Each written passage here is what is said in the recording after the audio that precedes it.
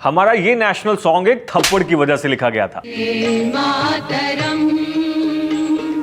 वंदे मातरम, सुजलाम सुफलाम मलयज। कहानी बहुत इंटरेस्टिंग है, एक एक चीज को ध्यान से देखना। बात 1870 की है। वेस्ट बंगाल तब बंगाल प्रेसिडेंसी का पार्ट था। Bihar, Jharkhand, Odisha, Bangladesh and north east के भी कई एरियाज इसमें शामिल थे। उस जमाने में एक भारतीय पढ़ लिखकर डेप्यूटी कलेक्टर बना था। मुर्शिदाबाद जिले के बहरामपुर में उनकी पोस्टिंग थी। एक दिन वो पालकी में बैठकर अपने घर लौट रहे थे, लेकिन रास्ते में एक ब्रिटिश ऑफिसर कर्नल डफिन क्रिकेट खेल रहा था। पालकी जब मैदान के बगल से गुजरी तो उस ऑफिसर को लगा कि उसका खेल डिस्टर्ब हो गया। उसने पालकी रोकी और पालकी में बैठे डेप्यूटी कलेक्टर को सबके सामने थप्पड़ जड़ दिया। दोस्तों, उस इंडियन डेप्यूटी कलेक्टर ने वहां पर कोई जवाब नहीं दिया। उस ब्रिटिश ऑफिसर को सीधे कोर्ट ले गए, उसके खिलाफ मुकदमा जीता, सबके सामने उससे माफी मंगवाई और अपने प्रतिशोध में एक ऐसा गीत लिखा जिसमें भारत की संस्कृति, आत्मसम्मान और आजादी का जज्बा था, जिसके भाव को हर भारतीय अपने अंदर महसूस कर रहा था, जो अंग्रेजों के घमंड को चूर कर रहा था, जो आगे चलकर आजादी की लड़ाई का सबसे शक्तिशाली हथियार बना। और ये सब जिसने किया